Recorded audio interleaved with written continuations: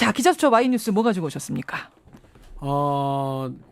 내일 이산가족 상봉을 위한 남북 간 실무회담이 예정돼 있죠. 예정돼 있었는데 일정은 합의가 돼 있죠. 예. 장소가 아직 안 정해졌습니다만은. 그러면서 지금 깨질 가능성이 높아지는 거죠. 일단 북한에서 오늘 금강산 관광 재개를 위한 실무회담을 하자고 제의를 했는데 우리 정부에서 9월 25일로 하자. 예. 이렇게 역제의를 한 상태죠. 그렇죠. 북측이 어제까지 아무런 답변이 없었기 때문에 오늘 회담은 못 열리는 것이고 내일 회담도 23일에 하자.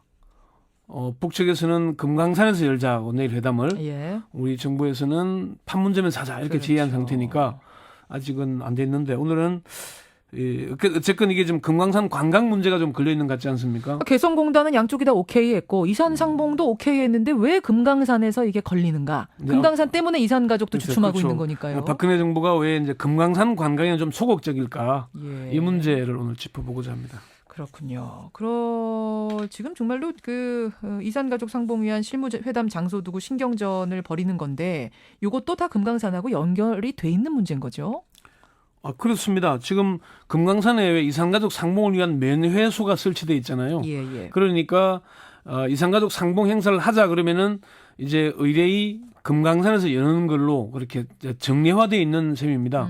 그래서 일단 이산가족 상봉은 인도주의적인 문제고 12만여 명에 달하던 이산가족 지금 이산가족 중에 벌써 한 5만여 명이 세상을 달리했죠. 그렇죠. 그래서 얼마 안 남았으니까 좀 빨리 자주 열자는 쪽이기 때문에 이건 해야 될 것인데 이게 오늘 북측이 어떤 입장을 보내올 것으로 봅니다. 내일 회담이 무산되거나 아니면 연기를 제의하거나 어쨌건 간에 열릴 것으로 저는 그렇게 전망을 하는데요. 예.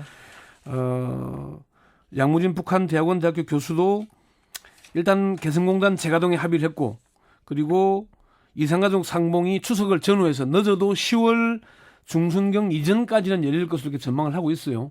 예. 그러니까 이산가족 상봉 행사를 북한은 금강산에서 하면서 금강산 관광 문제까지 자연스럽게 제기하고 싶은 거고 우리는 그게 부담스러운 건데 자 그렇다면 오늘 주제 예. 정부가 왜 금강산 관광 재개에는 유독 소극적인 건가 어떻게 보세요?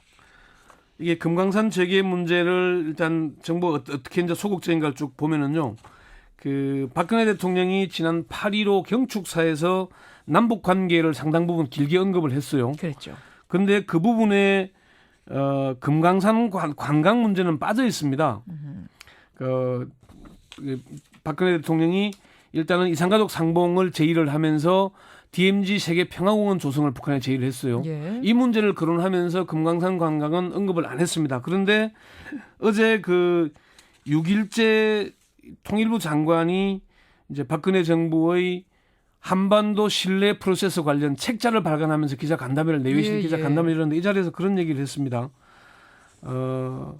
금강산 관광이 우리 정부에서 어떤 위치에 있는지 남북 관계에서 어떤 위치에 있는지 생각해 봐야 된다. 그런 얘기를 했어요. 그러면서 일단 실타래를 단번에 풀기보다는 점진적 단계적으로 풀어나가겠다. 이런 얘기를 언급을 했습니다. 예. 그러니까 금강산 관광 재개 문제를 논의는 하겠지만 그렇게 서두르지는 않겠다.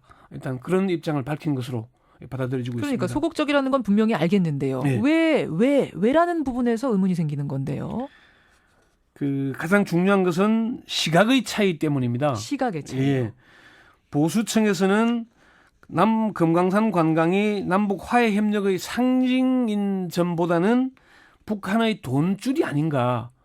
그런 점에 무게를 두고 있습니다. 돈줄이라고 치면은 개성공단도 돈줄 아닙니까? 개성공단에 5만 5천 명이나 취업하고 있으니까 더 큰 돈줄이죠. 그런데 이게 북한이 금강산 관광을 통해서 우리 정부가 현금, 달러를 계속 제공하니까 네. 그게 핵개발로 전용된 게 아닌가. 그런 논리들을 많이 펴고 있습니다. 그러니까 개성공단은 윈윈. 우리 중소기업도 거기 가서 얻어오는 것이 많지만 싼 인력으로 금강산은 그렇지 않다는 거군요. 그런 측면을 보는 관점이 있고요. 이게 상징적인 사건이 하나 있었는데 예. 참여정부 시절인 지난 2006년 10월의 일입니다.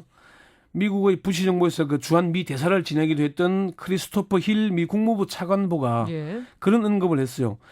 개성공단 사업은 인적 자본을 대상으로 한 장기 투자를 고안된 것 같고 금강산 관광은 북한 정부 관계자, 북한 권부에 돈을 주기 위해 만들어진 것 같다. 이런 얘기를 한 적이 있습니다. 장기적으로 봤을 때 그 개성공단은 개혁과도 연결이 된다. 네. 금강산은 좀 그것에서 약하다. 뭐 그런 얘기를 했어요. 저건 네. 뭐 그 다음 날 이를 이것은 이제 한국 정부가 결정할 문제라고 한 발 물러서긴 했지만은 이게 우리 정부와 미국 정부가 갖고 있는 시각이 아닌가.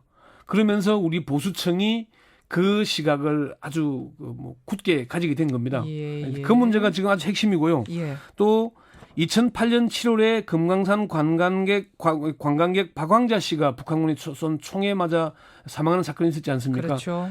그 이후에 우리 정부가 북한에 요구했던 진상규명, 재발방지 약속, 신변 안전보장이라는 3대 선결 요건이 아직 해결됐느냐, 해결되지 않느냐 이 문제가 논란이 있고요. 근데 표면적으로는 그게 가장 큰 이유인 거죠, 지금. 그렇죠. 예. 그리고 오이사 조치 문제가 아직 걸려 있고요. 또 북한의 핵실험으로 인해서 유엔 제재가 진행 중이지 않습니까? 예. 이 문제도 걸려 있는 상황이고 무엇보다도 박근혜 정부가 남북 관계를 적극적으로 개선해 나가겠다는 의지가 있느냐, 예. 없느냐 이 문제가 사실은 핵심 쟁점입니다. 금강산 관광 같은 경우는 쭉 듣다 보니까 지금 말씀 듣다 보니까 우리 혼자서 결정할 수 있는 문제도 아닌 것 같아 보여요. 개성공단 문제를 풀듯이 풀어나가면은 금강산 관광도 풀 수 있는 문제죠. 사실 여기에 40여 개의 중소 사업자들이 투자를 하고 있는데 네. 5년간 단절됐으니까 얼마나 큰 어려움을 겪고 있겠습니까? 이 개성공단에 투자한 128개 업소였던가요? 여기에도 이 문제 때문에 큰 쟁점이 됐지 않습니까? 예. 금강산 관광에도 피해를 보는 사람들이 많이 있습니다. 그리고 특히나 된다. 강원도 지역 주민들의 간접적인 피해도 크죠. 그렇죠. 이런 문제들을 고려하자면은 금강산 관광도 풀지 못할 문제는 아닌 것 같은데 재개될 가능성 그럼 얼마나 보세요? 빠른 시일 안에 재개되기는 쉽지 않을 것 같고요.